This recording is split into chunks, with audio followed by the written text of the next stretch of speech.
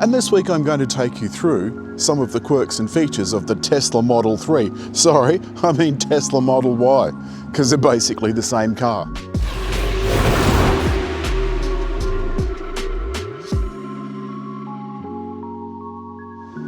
This car was number 3 in the top 10 only a few months ago. So what happened that it was number 3 in the top 10 sales of models throughout the country? Well, a boat arrived. Unlike with the rest of the world, and indeed the rest of car manufacturers, the semiconductor shortage and COVID cut a swathe through delivery dates. So we got it much after the rest of the world. And in Australia only this model is available, the rear-wheel drive 60 kilowatt version.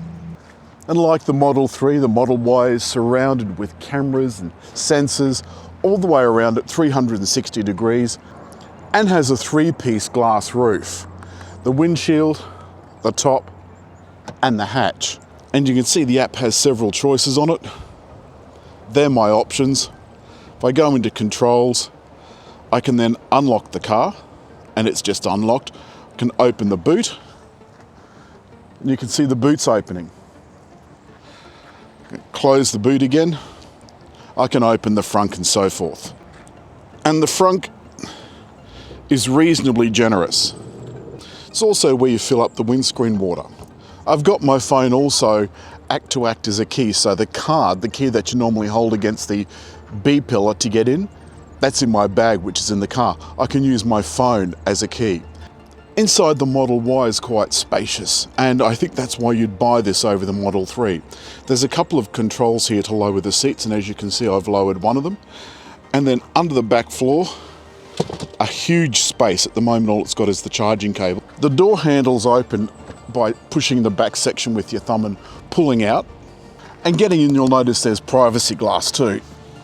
You can see how much room is there above my head, but I still don't like these glass roofs. No matter what the car makers say, it lets in lots and lots of light, but it also lets in lots and lots of heat.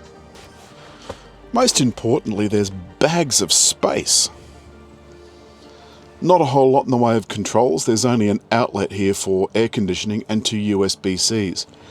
But there is a big space underneath for storage. Inside, you'll notice that this is very much Model 3. The vents are up here under the dashboard top cover. Then there's this wood look bit. This is, by the way, where you can get aftermarket add-ons for a driver's console. And I really like that. It's got Apple CarPlay built in, etc. Other than that, this is exactly like a Model 3. The same size screen. Down below we've got a couple of wireless pads for Qi charging and a very, very deep center console bin. And at the front of that about here is where you'll find the 12-volt outlet. There's a button over here on the door. Press that and the door pops open. And there's also an emergency release down below. Below that you just pull up. In front of that are the window switches. And the whole cabin is finished in this rather nice kind of Alcantara and genuine fake leather. The switches on the steering wheel are as per Model 3, and I went into that in the Model 3, so I'm not going to go into too much detail. This is the gear lever. Park is on the end. One press down will get you into drive, so let's do that now. And it's complaining because I don't have my seatbelt on. If you give this a single tap, it'll put the cruise control on, the smart cruise control. A double tap will put the autopilot on. You'll know this is due for some software updates. I'm not going to do those. It disables the car for 25 minutes. This operates just like a tablet. Let's just say you're navigating to a charging station, which I am going to do this trip. It will precondition the battery when you get there for faster charging. Now, Tesla charging in Australia this will take 170, the long range one, the performance model, will take 250, and there's 2 different types of chargers. Now, once upon a time, Tesla owners could use those for free, but since the Model 3 came out, you have to pay. Below that are often used icons, so I can go into Spotify if I want, my phone, etc, etc. Air conditioning here, and that's also how you control events, just by moving. I've got it put on keep, so that when I get out of the car, it will continue to cool. But you can also do that from the app, which is really, really clever. Finding the radio can be a little bit difficult, finding and using the radio. There's my radio favorites. Tesla insists on not using Apple CarPlay. And there are all the stations that are available. As you hit the station, just hit the star button up here and it'll add it to your favorites, which will also add it along here as well. Though why Fox News would be there, I don't know. I've never watched that in my life or listened to it in my life, and I never shall. All right, let's navigate to charging. Macquarie, Central Coast, Broadway, Supercharger Broadway. You can see a 130 kilowatts max. That's working out how to get there. And it's telling me that when I arrive, I'll be at 55%. So let's see how accurate that is. Now, acceleration, considering this isn't the performance model, is still brisk. It's still brisk. It's only got 2 drive modes, again they're in the central screen, and that's chill and this, normal. You can see it's going around these corners at the speed limit quite comfortably. But if you encounter bounce in the middle of the corner, it does what all EVs do. It kind of does that little kind of bounce because this is an ion 2-ton.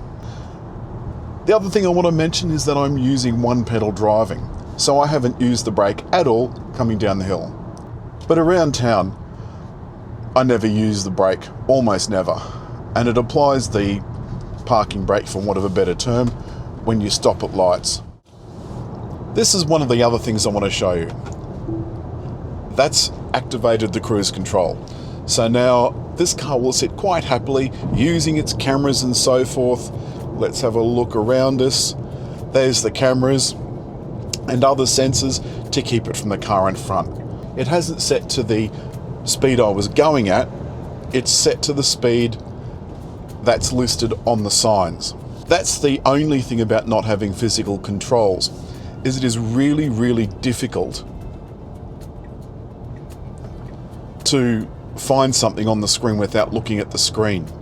That's the other thing that brings me up nicely to the fact that there is no driver's screen, so this bit of the major console is the only bit of driving information I've got. There's not even a heads-up display. While we're at it, have a look back and you can see that the rear view is a little limited, and I don't have a live action rear view mirror. That's something else Tesla could have. Right. Now, I am at 110. Watch what happens when I change lanes. Alright, so it knows I'm changing lanes and it's turned off the autopilot.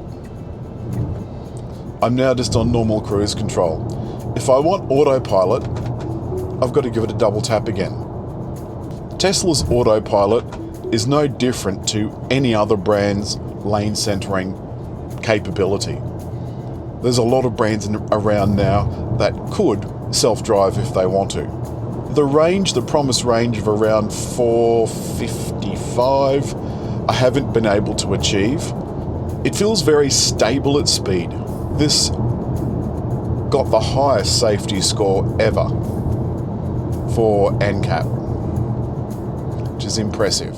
On the navigation menu now, you'll notice at the top there's a little red lightning bolt and it's saying preconditioning battery for fast charging. Alright, I'll pick you up closer to the destination. This is the Broadway shopping centre. I've just got an arrow to turn right. Now there is a trick. The first time I came to use this Tesla Supercharger, it took me about 5 goes. And it's right near the outgoing part of the car park. Unfortunately, there's no easy way back in. If you miss the turn off, you've got to go out and all the way around the block and back in again.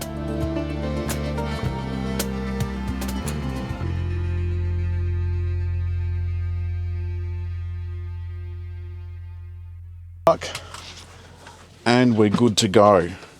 Now let me show you how this goes. So, take this like so, and I'm going to press the button, it opens my port, I plug it in, and there you can see that started charging. Wacky do. I'll come back, I'll go and do my chores, I'll come back and we'll see how we've gone. Well, that was painful. I came to Broadway to try and charge my car, and for some reason the first charger simply wouldn't work. So I had to go and use another charger. How annoying. And that's all this week from Tesla Model Y. As always, hit like, leave a comment, and just over there to subscribe.